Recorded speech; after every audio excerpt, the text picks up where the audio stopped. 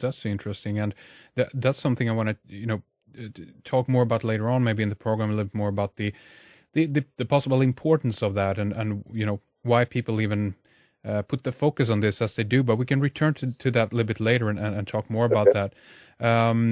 Maybe we can talk a little bit about the possible connections then between some of the I guess we can refer to them as the Scandinavian lines here, and let's take the Petran dynasty or some other more Middle Eastern line. Where do you have any clear idea about when there was communication here? Were someone going from the west to the east, so to speak, or the other way around? Okay. What happened here?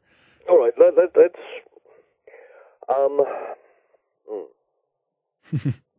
It's a tough question, I know. Well, it's a tough question for the sense that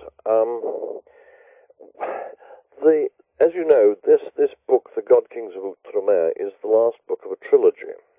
Okay?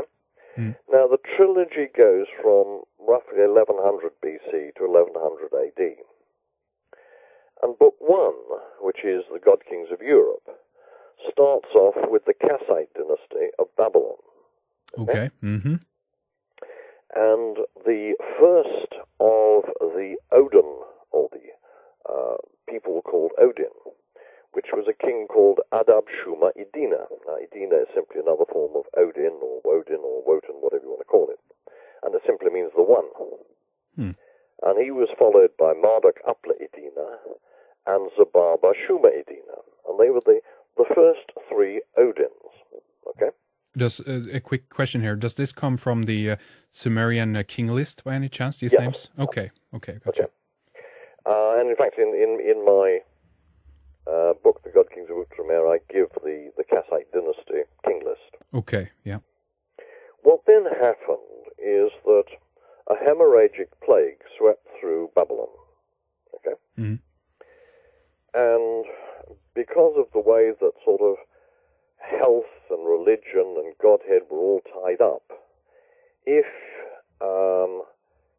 your people became ill, the gods were no longer with you, therefore you had to leave. Either that or you got sort of killed or something. Right. So the Kassite dynasty left Babylon and they moved northwards.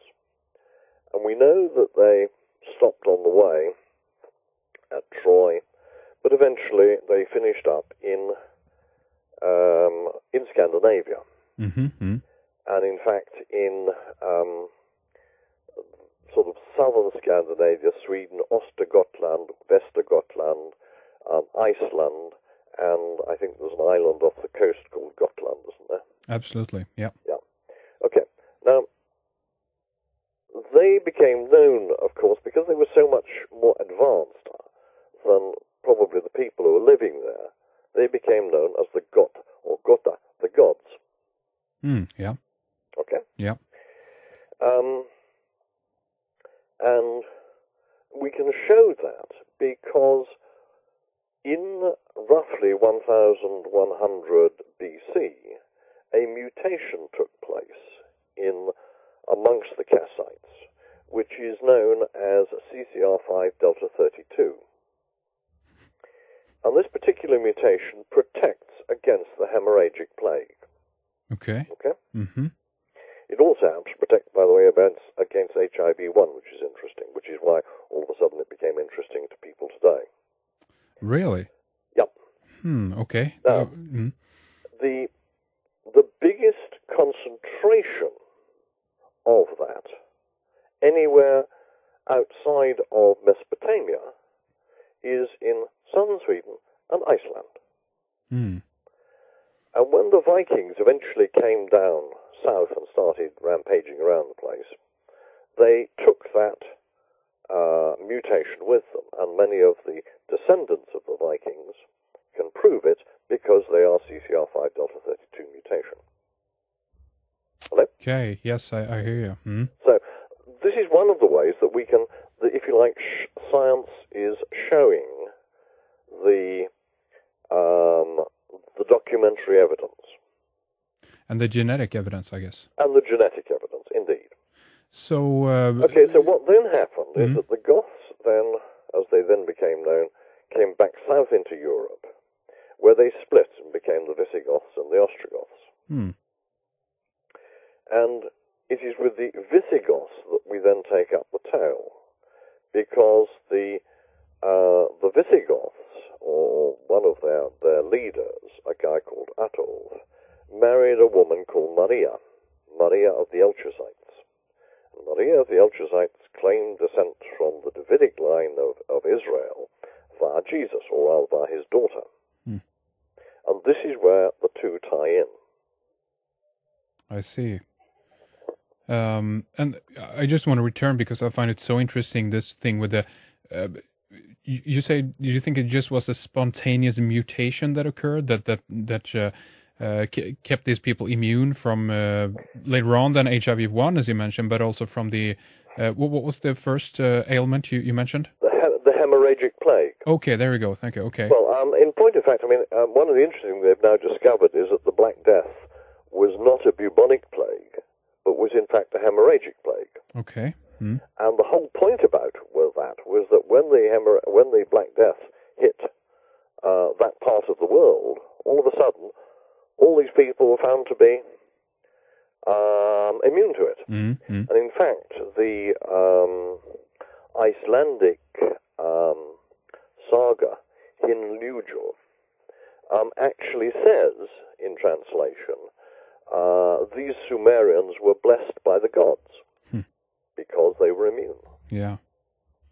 Really, really interesting. And this, of course, as you mentioned, then must have been something that has been much interesting in today as well regarding HIV. Do you know if there's any modern genealogical projects that are going on in order to find these genetic, markers or whatever you call it? Yes, there is. There's quite a number of them. Okay, yeah. There's a Viking DNA thing that's going on. Then there's a separate, various Scottish clans like the Sinclairs have got their own DNA things going on. Mm-hmm. But there's also one that is being done by a couple of universities, actually not very far from where I live, on CCR5 Delta 32. So, it is ongoing. And are they successful, or is there progress in these? I don't know. Okay. I'm not a DNA expert. Right. So all I can do is try and read what journals there may be on the question and sort of try and understand them, and then usually email people and say, well, what does this actually mean? Right. Yeah. And just one more question on that, in regards to HIV. Then, do you know if that is still people then that are protected from HIV today that are alive? They're just immune to it. I mean, this is a very difficult question as well. But have you researched it? Anything? I personally haven't, but I'm quite sure that the scientists who are concerned with it are beavering away on it, but they're not letting out anything at the moment. I mean, I suspect that one of the problems may be if they suddenly sort of announce that, well, guess what, all these people are immune, are not affected by HIV. That all this sort of business with the what should we say, the AIDS industry will all of a sudden disappear, wouldn't it? Absolutely. So you might suspect here that this is something that isn't being publicly and openly talked about, as it were, perhaps. I suspect you're quite right. All right. That's always interesting. Okay, let's see here. I mean, maybe we can return and talk a little bit more about Odin, perhaps. Yep. The Odinic dynasty, as it were. We, of course, appear here that this is just a mythological character, of course, but I guess that you're saying that this is to the contrary, correct? You're talking about Woden. No, I think what happened is that the original people were, if you like, god kings. Mm-hmm. God kings of Babylon. Now, by the time they got up to southern Scandinavia, this was, 600 years later, maybe more? Mm. Now, over that period, these beings, if you like, had become mythologized as gods. And you got the idea that Odin was, rode a 6 four-footed horse or something, and it had a big spear, and he had ravens on his shoulder, and he lost an eye at the well of whatever it was, and so on. Mm. But I think that this is a typical mythologization of, 600 years where they vaguely remember that they were somewhere off in somewhere else. But really, they haven't got much clue about it anymore because it's all been handed down by tradition. It gets changed in the oral tradition as it goes along. And people add to them, and the epic poets all like to make big things about it and so on. Mm. So they add bits to it. And so we got this mythology, if you like, of who Odin was. But originally, I have no doubt whatsoever that the original Odin was a Kassite king in Mesopotamia. And do you think that he came up to this area around when he was alive, or did the myth no, spread on? No, certainly not. Okay. The point about it is that the Odin became a title. And for example, you get Rus the Vullen god, which simply means, Rus the Odin god. Well, that he wasn't a god, that was his title. And he was sort of, chief of his dynasty or whatever it was, so that each chief or king or whatever it might be of the dynasty would call himself Odin. Okay, as a title, yeah, I see what you mean. And I think over the years there've been hundreds of Odins. Yeah, that's very interesting. And so this is when do you think that this happened? If we're talking about time here, how long did it take for this to spread up to the Scandinavian region and these kings that slowly came up? About 600 plus years. About 600 years. Okay, I see. Okay, it's very interesting. And to a large extent, we're guessing because of course we only have got two places where we know they stopped because they actually, there are archaeological records that they wrote down. Okay, and these are one of them being Troy, and the other one being somewhere in North Germany. There's a little sort of stone which is now in the museum in Aberdeen, I think it is. And those are the only two places that we've actually got any archaeological evidence, if you like, for the Kassites having got that far. Okay. That's really interesting. And again, you were saying that, just to clarify this, the reason for their migration, so to speak, this was mainly because of disease and lack of falling of crops, or was there some kind of catastrophe? What do you think? No, it was as far as I think it was simply a hemorrhagic plague, which of course would have played havoc with the population.